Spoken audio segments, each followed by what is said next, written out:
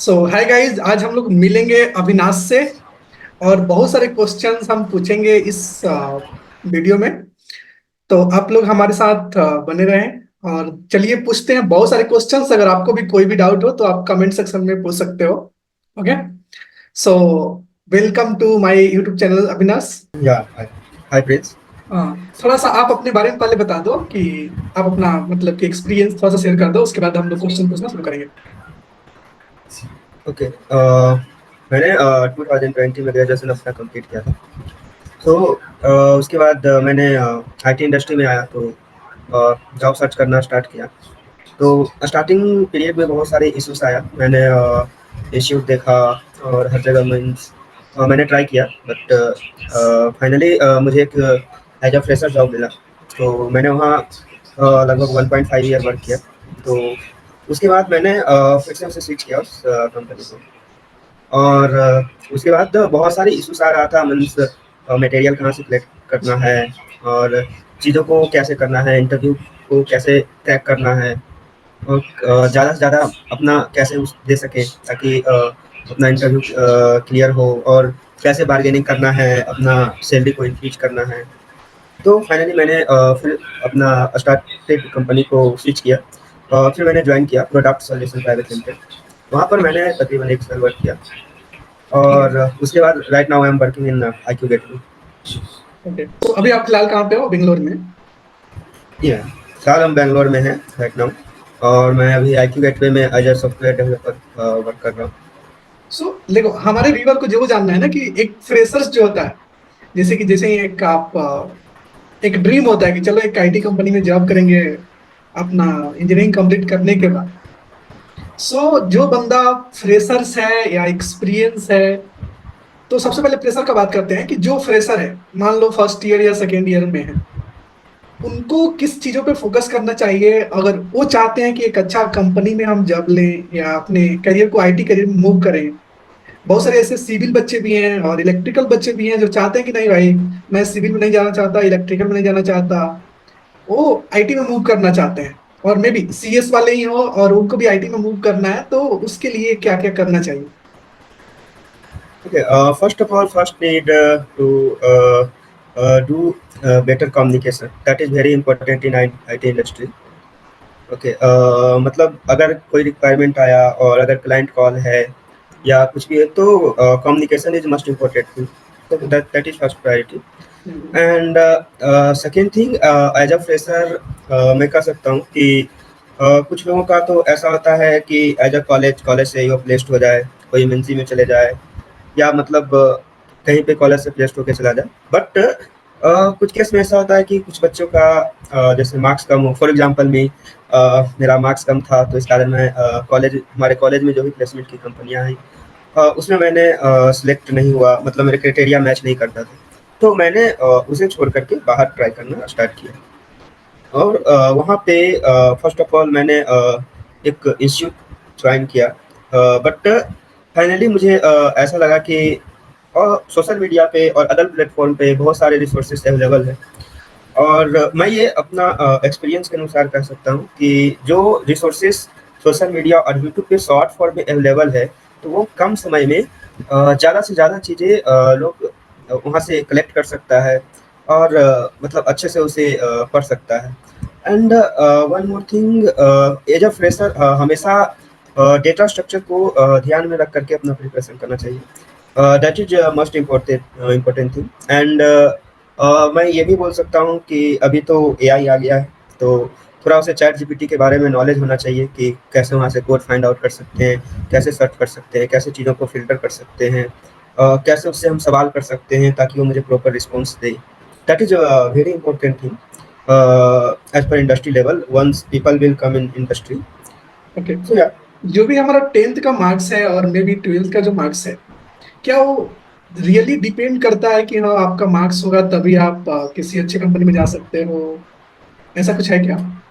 हाँ, as a fresher ये depend करता है। फॉर एग्जांपल टीसीएस अगर 60% का क्राइटेरिया नहीं हो, अभी तो मुझे आइडिया नहीं, बट 2020 का मैं बता रहा हूँ, अगर 60% क्राइटेरिया नहीं है तो तुम इंटरव्यू नहीं दे सकते हो एज अ फ्रेशर।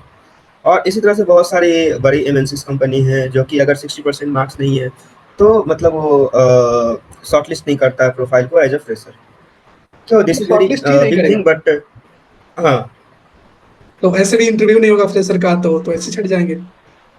हाँ, फ्रेशर के लिए बेटर थिंग होता है कि वो ऐसा नहीं है कि जॉब नहीं है, जॉब बहुत सारी है, वो अपना बाहर ऑफलाइन ट्राई कर सकता है हम्म। ऑनलाइन छोड़ करके। और ऑफलाइन में फ्रेशर के लिए सबसे अच्छा होता है कि सबसे पहले वो एज अ स्टार्टअप किसी स्टार्टअप में जाए और कुछ समय अपना वहाँ पे दे, क्योंकि स्टार्टअप में आई नो वर्क प्रेशर होता है बट बहुत सारी चीज़ें हैं कि जो सीखने को मिलता है, बहुत सारी चीज़ें प्रेशर कैसे हैंडल करना है, कैसे मतलब कम रिसोर्सेज में ज़्यादा एफर्ट देना है। तो उससे क्या होता है कि जब वो स्टार्टअप स्विच करके जाता है जो बच्चा स्टार्टअप से एमएनसी, तो उसका फिर हर एक चीज़ स्मूथ चलता है। अच्छा। सो मार्क्स मतलब वेरी करता है, थोड़ा मोड़ा डिपेंड तो करेगा ही। हाँ, थोड़ा वेरी करता है, ज़्यादा वेरी कुछ नहीं करता। ऑफलाइन में तो सब इक्वल हो जाता है, तो ऑफलाइन अबाउ आने के बाद 60% हो तो कोई प्रॉब्लम नहीं है। हाँ, इट्स गुड। हम्म। पर कॉलेज प्लेसमेंट, अगर कॉलेज से प्लेसमेंट चाहते हो तो, क्योंकि कॉलेज में मैक्सिमम कंपनियां जो आती है वो 60% अपना एक क्राइटेरिया रखता है कि इस सेमेस्टर में इतना होना चाहिए और 10-12 का मार्क्स इतना होना चाहिए, तो उसके अकॉर्डिंग। बट ऑफलाइन आने के बाद ये मैटर नहीं करता, तुम्हारा कितना परसेंटेज है नहीं है, डिपेंड्स ऑन योर नॉलेज। अच्छा। और इस समय में जो भी बच्चे हैं, जैसे कि सी से स्टार्टिंग कर रहे हैं कोडिंग करना, या जो भी कोई यूआई पढ़ना चाह रहा है, कोई बैकएंड पढ़ना चाह रहा है, कोई पाइथन, कोई जावा, तो इसमें से अभी फिलहाल मार्केट के अनुसार कौन सा लैंग्वेज पढ़ना चाहिए? मैं तो ये मेरा ये सजेशन है कि सी इज अ मदर लैंग्वेज, तो हर किसी को स्टार्ट तो सी से ही करना चाहिए। बिकॉज उसमें क्या लॉजिकल चीज़ें होती है, कंडीशंस होती है, लूप कैसे यूज करना है, फिल्स ब्लॉक कैसे यूज करना है, तो वो सारी चीज़ों को जब एक बार जानने के बाद अभी मार्केट में जावा का अच्छा अपॉर्चुनिटी है, तो उसे जावा की तरफ शिफ्ट करना चाहिए। बट अभी मार्केट में न्यू टेक्नोलॉजी आया है गोलैंग, तो अगर कोई बच्चा अभी अगर उसे करता है तो उसमें क्या है कि बड़ी बड़ी कंपनियां अभी जितना भी न्यू प्रोजेक्ट स्टार्ट हो रहा है, मैक्सिमम प्रोजेक्ट गोलैंग पे स्टार्ट हो रहा है। और जावा का क्या है कि जो प्रोजेक्ट पहले जावा पे बन चुका है, तो उस प्रोजेक्ट का मेंटेनेंस अभी जावा पे ज़्यादातर चल रहा है। मैं जहाँ तक के देखा हूँ कि जावा पे अभी नया प्रोजेक्ट जो है वो थोड़ा कम स्टार्ट हो रहा है, जावा लैंग्वेज को यूज कर रहा है। सो गेट गोलिंग मतलब फ्यूचर में काम आ सकता है। हाँ, गो का अभी मार्केट ऐसा है कि मैं ऐसा कर सकता हूँ कि जावा का अभी पैरेलल कंपटीटर गोलैंग है। तो गोलैंग जावा से थोड़ा फास्ट है और थोड़ा ज़्यादा सिक्योर होने के कारण लोग गो को ज़्यादा प्रीफर कर रहे हैं, और उसके साथ डेटा स्ट्रक्चर। ओके। अगर एज ए जावा डेवलपर और maybe as a Python developer और एज ए गोलैंग डेवलपर, अगर कोई भी एक एज ए फ्रेशर्स अगर वो चाहता है, तो क्या गोलैंग में उसको एज ए फ्रेशर जॉब मिलेगा? एज अ फ्रेशर मेरा सजेशन रहेगा कि वो जावा को चूज करे, स्टार्ट सी से करे और जावा को चूज करे। और एक बार जब जावा का पूरी फंक्शनैलिटी और सारी चीज़ें पता उसे चल जाए, तो उसे गो की तरफ स्विच करना चाहिए। ओके। मार्केट में एवरेज सैलरी क्या है फ्रेशर्स का अभी फिलहाल? मार्केट में अभी 4.5 फ्रेशर का एवरेज सैलरी है, 4.5। बट सम केस ऐसा है कि कुछ स्टार्टअप जो है 1.5 से अपना स्टार्ट करता है, तो हम लोग कर सकते हैं कि 1.5 टू 4 है, बट इसका एवरेज अगर देखा जाए तो 3 और 4 एज अ फ्रेशर। हम्म। और जो भी फ्रेशर्स हैं या अभी कॉलेज में हैं, वो बहुत उनको एक्साइटमेंट होता है कि हमको इंटर्नशिप चाहिए या मुझे जॉब चाहिए एज ए फ्रेशर्स। सो उनके लिए उनको क्या अप्रोच फॉलो करना चाहिए, कौन कौन से वेबसाइट पे अपना रजिस्टर करके अप्लाई करना चाहिए ताकि उनको इजिली इंटर्नशिप और फ्रेशर्स एज ए जॉब मिल सके? सबसे पहले तो उसे लिंक्डइन पे अपना एक अच्छा प्रोफाइल बनाना चाहिए, और वहाँ पे बहुत सारे पोस्ट आते रहता है, तो उसे कंटिन्यूअस फॉलो करना चाहिए। और जो कोई डेवलपर है या कोई लोग जो इंडस्ट्री में वर्क कर रहा है, उसे कनेक्ट करना चाहिए कि तुम्हारे कंपनी में इंटर्नशिप है, तुम्हारे कंपनी में हायरिंग चल रहा है एज अ फ्रेशर। और वो सोशल प्लेटफॉर्म कुछ है जैसे पीजीएस, बैंगलोर जॉब सीकर, हम्म। और या सो इस तरह का कुछ प्लेटफ़ॉर्म है, फ़ेसबुक पे भी जा करके फ़ेसबुक का पेजेज़ पे जाकर वहाँ पर बहुत सारा ग्रुप्स है, उस ग्रुप्स को जॉइन करना, उसे फ़ॉलो करना, उसके कंटेंट को देखना, कहाँ पे क्या अपॉर्च्युनिटी आ रहा है और चीज़ों को देखना। और अभी तो ऑफ़िसेज़ खुलने के कारण अभी तो ऐसा भी हो रहा है कि बहुत सारी कंपनी जो है फ्रेशर के लिए वाकई इंटरव्यू चालू कर दिया है। तो मतलब वो लोग क्या करता है, मतलब अपने ऑफ़िस के आगे एक बोर्ड लगा करके उसमें लिख देता है कि मेरे पास ये रिक्वायरमेंट है। तो लोगों को एक बार जा करके विज़िट करना चाहिए, देखना चाहिए कहाँ पे ओपनिंग है, नहीं है। तो इस चीज़ों से विजिट करना सारे किसी को पॉसिबल नहीं होगा, क्योंकि वो डिफरेंट शहर में अपना कॉलेज कर रहा है और फिर दूसरे शहर में जाकर के अगर जॉब ढूंढे तो डिफिकल्ट। अ, नहीं मतलब विज़िट करने का मतलब मेरा ये नहीं हुआ इंडिविजुअल, मतलब कुछ लोगों का जैसे कि कॉलेज का कुछ फ्रेंड्स है या कहीं इंस्टीट्यूट जॉइन किया, उससे कुछ फ्रेंड्स बना, उससे कनेक्ट में रहना कि अगर मतलब कहीं वो इंटरव्यू देने गया, वहाँ पे उसे कहीं पे कुछ कंटेंट दिखा, कहीं पे उसे दिखा कि हाँ, यहाँ पे ओपनिंग है, तो उससे टच में रहना और पता करना। तो ये सारी चीज़ें। मतलब एक कम्युनिटी के साथ रहना चाहिए ताकि आपको अपडेट मिलते रहे। Correct, correct. हुँ। ओके। Naukri.com से फ्रेशर्स को जब अभी फिलहाल मिल रहा है या नहीं? अ, अभी ऐसा क्या है, फ्रेशर का थोड़ा प्रॉब्लम है क्योंकि मार्केट अभी थोड़ा डाउन चल रहा है। लेकिन हाँ, मिल रहा है बट बहुत कम मिल रहा है। बहुत कम। हुँ। जो लोग भी अभी फ्यूचर में प्लानिंग कर रहे हैं कि मुझे CS लेना है या IT लेना है, तो उनको आगे चल करके मतलब जैसे लग रहा है कि अभी मार्केट डाउन डाउन डाउन ही जा रहा है, हायरिंग बहुत कम हो रही है, तो उन्हें लेना चाहिए CS या कुछ और लेना चाहिए, इंजीनियरिंग छोड़ करके डॉक्टर बनना चाहिए या कोई अदर जॉब चूज करना चाहिए? एज़ पर माय पॉइंट कोई भी ब्रांचेस और कोई भी सेक्टर बुरा नहीं होता है। सब का अपना-अपना मतलब अलग-अलग अपॉर्च्युनिटी अलग-अलग यूजेस है। जहाँ तक की बात रही हमारे ब्रांचेस CS और IT की, तो ऐसा नहीं है कि जॉब नहीं है, जॉब है। अगर लोग अपना अच्छे से मेहनत करता है और that is big thing is patience. Some cases में क्या होता है, बच्चा लोग 1 महीना, 2 महीने, 3 महीने समय दिया, 10-15 इंटरव्यू दिया और इंटरव्यू अगर उससे क्रैक नहीं हुआ, तो बच्चों को क्या होता है, ऐसा लगता है कि मेरे से नहीं हो पाएगा और बीच में वो चीज़ों को छोड़ देता है और अदर सेक्टर में स्विच करता है, मूव करता है। तो मेरे समझ से branch CSIT that is better than other we can say in engineering line. Okay, but patience is very important thing here. अगर पेशेंस है और इंटरव्यू फॉर एग्जांपल मेरा एक दोस्त था, उसने एज अ फ्रेशर 2021 में अपना ग्रेजुएशन कंप्लीट किया था और उसके बाद उसने पहले तो कुछ समय घर पे रह करके ट्राई किया और नहीं हुआ, तो बाद में उसने फिर हैदराबाद आया, हैदराबाद आकर के इंस्टीट्यूट ज्वाइन किया। इंस्टीट्यूट ज्वाइन करने के बाद उसका कोर्सेज़ खत्म होने के बाद 2 महीने, ढाई महीने हो गया, जिसको जॉब नहीं हुआ, तो उसने मेरे से कनेक्ट की थी। तो उसने बोला कि जॉब नहीं हो रहा है, तो तुम्हारे कंपनी में कोई ओपनिंग है या मतलब एज़ अ फ्रेशर है कोई इंटर्नशिप का या कुछ भी है। और ऐसा था कि उसके अंदर एक घबराहट सा था कि जॉब नहीं हो पाएगा, घर वाले मुझे बुला लेंगे और मतलब कि पेशेंस की कमी हो रही थी। तो मैंने उसे बोला कि कीप पेशेंस एंड अपना सबसे बेहतर परफॉर्मेंस दो और मतलब ये मत घबराओ, जॉब होगा, हर किसी को होगा। सो फाइनली 2 दिन पहले मुझे उसका कॉल आया था कि उसका जनपथ में हो गया एज़ अ फ्रेशर। तो सबसे बड़ी चीज़ है पेशेंस रखना, कंटिन्यूअस अपना प्रिपरेशन करना, तैयारियाँ करते रहना, जो भी अपॉर्च्युनिटी मिले उसे 100% ऐसा होना चाहिए कि वो कैच में आ जाए। That is very big thing, patience.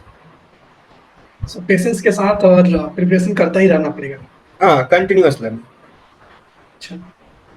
Coding करना बिग थिंग है। अगर मतलब ऐसा होता है बहुत सारे इंटरव्यूअर लोग का कि वो कुछ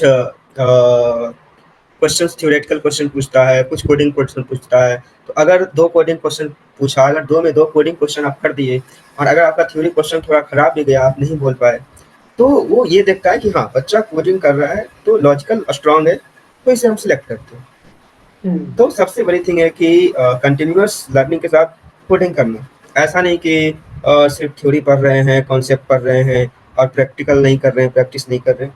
तो ये चीज़ें मैटर करता है। और जो लोग भी ऐसे हैं कि जैसे कि वो पढ़ ही नहीं रहे, वो कोडिंग प्रैक्टिस नहीं कर रहा है, सिर्फ थ्योरी पे फोकस करते हैं और उनको थ्योरी सारी चीजें मालूम है उन्हें, लेकिन हैंड्स ऑन एक्सपीरियंस नहीं है। तो उन्हें उन्हें लगता है कि as a freshers hands on experience नहीं चाहिए, सिर्फ और सिर्फ अगर वो थ्योरी जानते हैं तब भी किसी भी कंपनी को क्रैक कर सकते हैं। ऐसा क्या पॉसिबल है? हाँ, ये पॉसिबल है, ऐसा कर सकता है।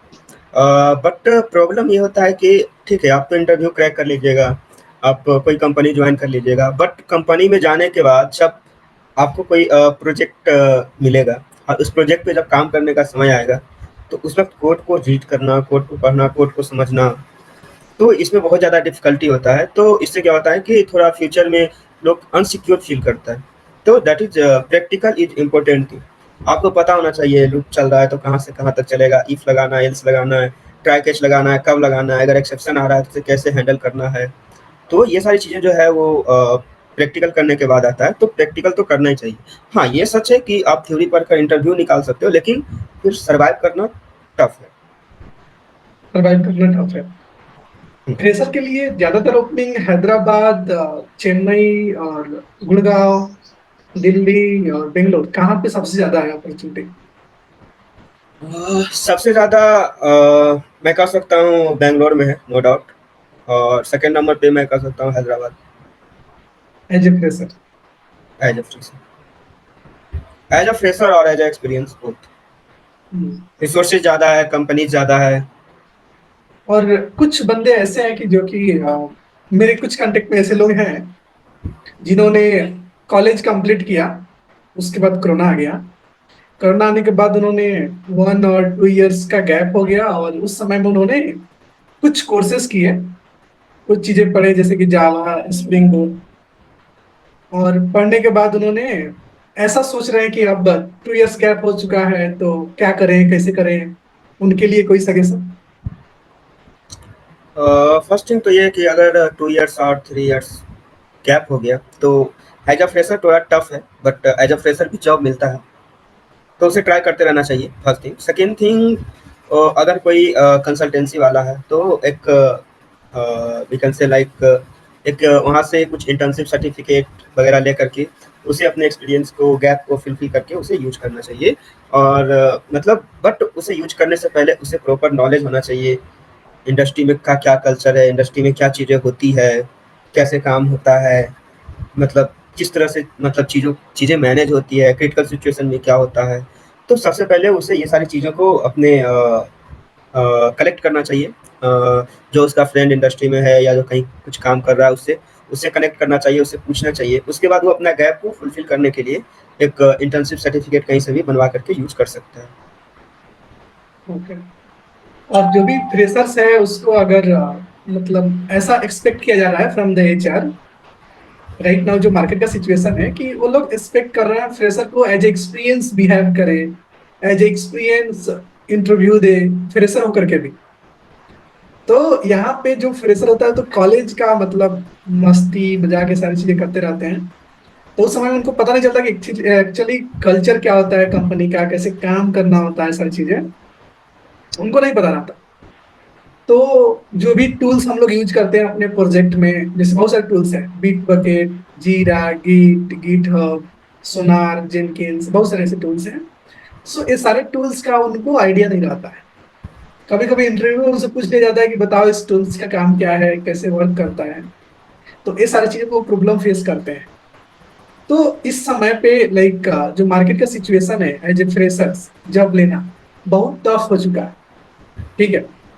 टफ होने के बाद भी अगर उन्हें इस सिचुएशन को हैंडल करना है तो उन्हें क्या करना चाहिए? फर्स्ट थिंग तो गिट तो कंपलसरी है, गिट आना चाहिए, वो या तो फ्रेशर हो या एक्सपीरियंस हो। कोड को पुश करना है, पुल करना है, कमिट करना है, मर्ज करना है, एज अ फ्रेशर हो या एज अ एक्सपीरियंस हो, ये चीज़ें तो बहुत मैटर करता है, और ये आना ही आना चाहिए। उसके बाद हाँ, मार्केट में अभी क्या है कि कंपटीशन ज़्यादा है, रिसोर्सेस ज़्यादा है, और कंपनी वालों को चाहिए कम, तो उसमें वो बेस्ट फ़िल्टर करता है कि हमको बेस्ट कहाँ से मिलेगा, या मतलब कि हमें ऐसा बंदा चाहिए जिसे कि अगर मैं थोड़ा-सा पुश करूँ तो वो ऑन ट्रैक काम करने लगे, है ना? तो बच्चों को क्या है कि अपना जो एक उसका लैंग्वेज है वो तो करना ही चाहिए, उसके साथ-साथ उसे फ्रेमवर्क को पढ़ना चाहिए और उसे कोई सोशल मीडिया प्लेटफ़ॉर्म पे जाकर के देखना चाहिए कि प्रोजेक्ट कैसे बनता है, प्रोजेक्ट का स्ट्रक्चर क्या होता है, कैसे मतलब कि डिपेंडेंसीज़ और सारी चीज़ें ऐड किया जाता है और किस तरह से मतलब कि कोड को डिबग वगैरह किया जाता है। तो ये सारी चीज़ें उसे सोशल मीडिया पे जाके थोड़ा-थोड़ा देखना चाहिए। तो इससे क्या होता है कि जो भी फ्रेशर्स है उसके अंदर एक एक्सपीरियंस की तरह मतलब मैच्योरिटी आता है सारी चीज़ों से। तो इससे क्या होता है कि उसको सेलेक्ट होने की चांसेस बहुत ज़्यादा बढ़ जाती हैं। एक सॉफ्टवेयर डेवलपर का डे टू डे लाइफ कैसा होता है? ये सारे लोग ड्रीम रखे हुए हैं कि आईटी जॉब में एक सॉफ्टवेयर डेवलपर बहुत इंजॉय करता है, उसका लाइफ स्वर्ग है। ऐसा कुछ है क्या? That is good thing, good questions. Okay. हाँ, ये तो सच है, कोई प्रॉब्लम नहीं है। एक सॉफ्टवेयर के हाथों में सारी चीज़ें हैं, वो जितना चाहे उतना पैसा बना सकता है। एक सॉफ्टवेयर का ये खास चीज़ें होती है कि अगर तुम्हें कोडिंग आती है तो तुम दुनिया के किसी भी कोने में सर्वाइव कर सकते हो, है ना? तो तुम्हारे पास सिर्फ़ इंटरनेट और लैपटॉप होना चाहिए।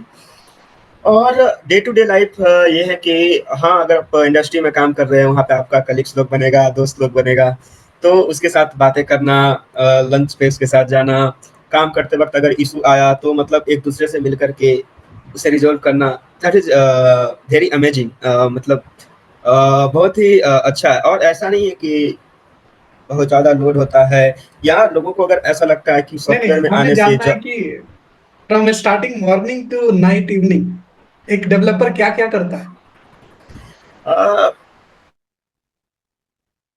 और कितने देर कंपनी में काम करता है, ये सारी चीजें।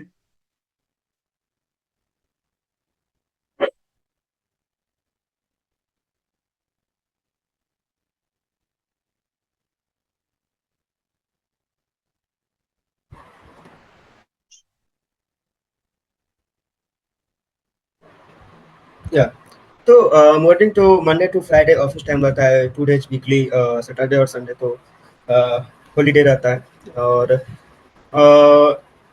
अदर टाइमिंग जो रहता है 9 टू 6 और 10 टू 7 ऐसा कुछ रहता है, किसी का नाइट शिफ्ट होता है। तो मॉर्निंग में वही सुबह उठना है, फ्रेश होना है, खाना-वाना खाना है, ऑफिस जाना है, काम करना है, फिर वापस आना है और सो जाना है। और सैटरडे संडे अगर लीव रहता है तो दोस्तों के साथ मिलकर के कहीं घूमने जाना है या कहीं पार्टी करना है। तो ये सारी चीज़ें होती है डेली लाइफ में। सो एक डेवलपर जब अपने कंपनी में इंटर करता है तो स्टार्टिंग से लेकर के क्या क्या उससे चीजें काम करने होते हैं, उसके बाद क्या क्या करते करते फिर उसको 8 आवर्स कंप्लीट करके ऑफिस से बाहर निकलता है, ये सारी चीजें थोड़ा सा एक्सप्लोर करवाओ। एज अ फ्रेशर जब स्टार्टिंग में वो ऑफिस में इंटर करता है तो सबसे पहले तो उसे सारी टीम से इंट्रोड्यूस करवाया जाता है, मतलब और स्टार्टिंग में उसे छोटा-छोटा वर्क दिया जाता है। पहले तो उसे छोटी-छोटी कोर्सेज़ दिया जाता है, उसका लिंक्स प्रोवाइड किया जाता है या कुछ कंपनी में होता है कि जो ट्रेनर हायर करके रखता है, तो उसे चीज़ों को 2 महीने, 3 महीने तक चीज़ों को पढ़ाता है, बताता है, पूरा ओवरव्यू देता है। उसके बाद उसे छोटा-छोटा काम दिया जाता है, मतलब पहले तो बोला जाता है कि कोड प्रोजेक्ट को देखो, प्रोजेक्ट को समझो, प्रोजेक्ट का स्ट्रक्चर क्या है, हर एक क्लास को ओपन करके देखो, कोड का फ्लो क्या है, कोड का फ्लो देखो, कैसे कोड काम कर रहा है, इस चीज़ों को देखो, उसका कॉन्फ़िगरेशन को देखो। जब ये सारी चीज़ें मतलब इसके लिए 1 महीने का टाइम दिया जाता है, तो उसके बाद उसे छोटा-छोटा काम दिया जाता है, जैसे डिबग करो, मतलब कि कहीं इश्यू आ रहा है, तो उसे डिबग करो, फिर उसे फिक्स करो और ये सारी चीज़ें होने के बाद फिर वो मतलब उसे उसे एक डेवलपर की तरह कंपनी वाला एक्सपेक्ट करता है कि हाँ, अब ये एक डेवलपर की तरह मेरे लिए काम कर सकता है, तो फिर धीरे-धीरे उसे छोटा-छोटा इम्प्लीमेंटेशन का वर्क देता है कि हाँ, ये फंक्शनैलिटी है, इसे इम्प्लीमेंट करो और फिर बस ऐसे ही चलता है, फिर धीरे-धीरे उसे बड़ा वर्क दिया जाता है। ओके।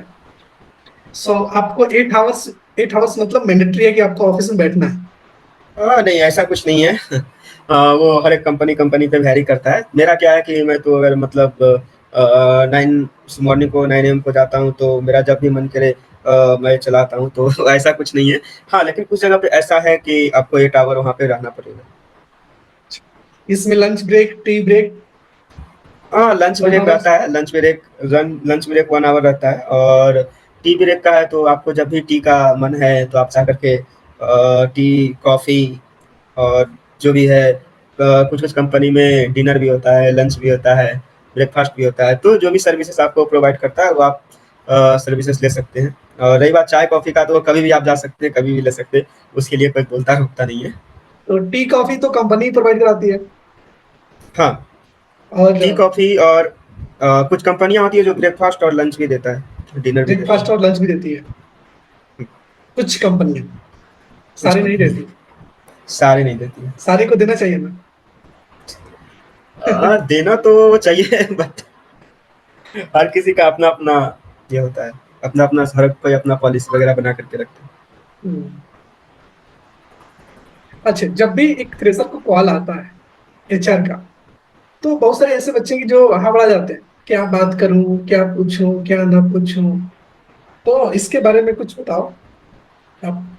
अ, जब भी एचआर का कॉल आए तो सबसे पहले तो उसे कॉल रिसीव करना चाहिए बिना डरे, बिना किसी संकोच का, बिना किसी हेजिटेशन के।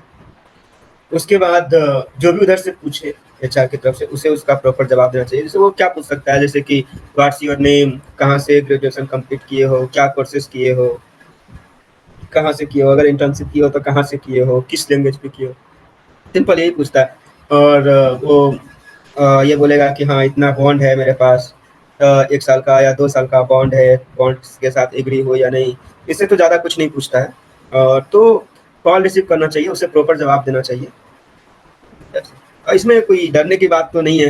अगर ये होगा कि या तो मतलब मेरे से क्वेश्चन पूछेगा, या तो हम उस क्वेश्चन का प्रॉपर सही जवाब देंगे, नहीं तो प्रॉपर सवाल अगर जवाब सही सवाल का जवाब नहीं दे पाएँगे, तो ये तो रहेगा ना कि क्वेश्चन क्या पूछता है वो तो मुझे पता चल जाएगा ना।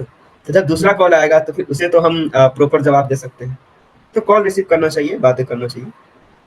इससे क्या होता है कि बहुत सारी चीज़ों का आइडिया, क्या क्वेश्चन पूछ सकता है, वो सारी चीज़ें पता चलती हैं। एचआर से हम लोग पूछ सकते हैं कि कौन कौन से क्वेश्चन आप पूछोगे इंटरव्यू में। नहीं, नहीं, ये नहीं हम पूछ सकते हैं। और एचआर को मालूम भी नहीं रहता है, एचआर तो इंटरव्यू लेती नहीं है, उसका तो काम है इंटरव्यू शेड्यूल करवाना, बच्चा सिलेक्ट फीडबैक लेना, फीडबैक लेकर के बच्चा सिलेक्ट किया कि नहीं, उस अनुसार फिर दोबारा उसे कॉल करना और अगले राउंड के लिए भेजना। मतलब एचआर को टेक्निकल नॉलेज नहीं होता है, वो हाँ, सिर्फ टेक्निकल नॉलेज नहीं होता है। वो कम्युनिकेशन। सिर्फ मैनेजमेंट का, हाँ, मैनेजमेंट का वर्क देखता है, कम्युनिकेशन देखता है। ऑफर लेटर रिलीज़ करना है, जॉइनिंग करवाना है, हायरिंग करना, फायरिंग करना, बस एचआर का तो यही वर्क रहता है। ऑफर लेटर जब भी मिलता है तो आजकल जो है नोटिस पीरियड 3 मंथ बोल दिए, मतलब कि ऑफर में लिख दे रहे हैं कि your notice period is 3 month. So सारी कंपनी में ऐसा 3 मंथ हो गया कि उसी कंपनी में हुआ है। ये लगभग हर एक कंपनी में, हर एक कंपनी अपना नोटिस पीरियड देता है, बट ये निगोशिएबल रहता है। अगर आपका अच्छा बिहेवियर है और मैनेजर से अच्छा बनता है, तो आप अच्छे अच्छे से बात करके अपना उसे कम कर सकते हैं नोटिस पीरियड। और ये नहीं है कि 3 महीना का नोटिस पीरियड है तो 3 महीना तक आपको नोटिस सर्वाइव करना पड़ेगा। कुछ केसेस में ऐसा होता है कि कंपनी वाला 3 महीना का पेमेंट देकर आपको रिलीज भी कर देता है।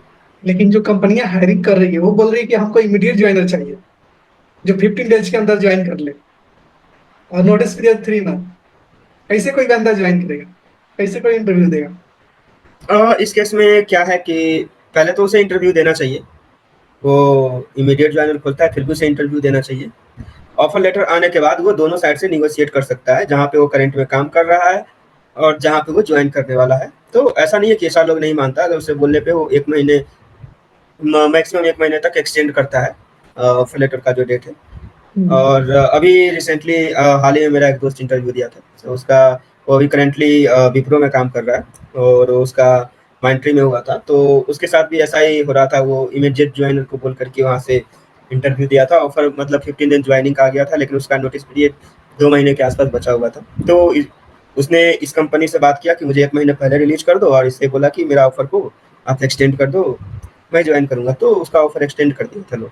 और निगोशिएबल नोटिस पीरियड जो इसका था 2 महीने का, तो अपने वो कंपनी से बात करके उसे 1 महीने कम कर लिया, तो 1 महीने पहले उसको रिलीज कर दिया, वहाँ ज्वाइन कर लिया। चलो, मेरे साइड से तो सारे क्वेश्चंस हो गए और मेरे पास क्वेश्चंस नहीं है।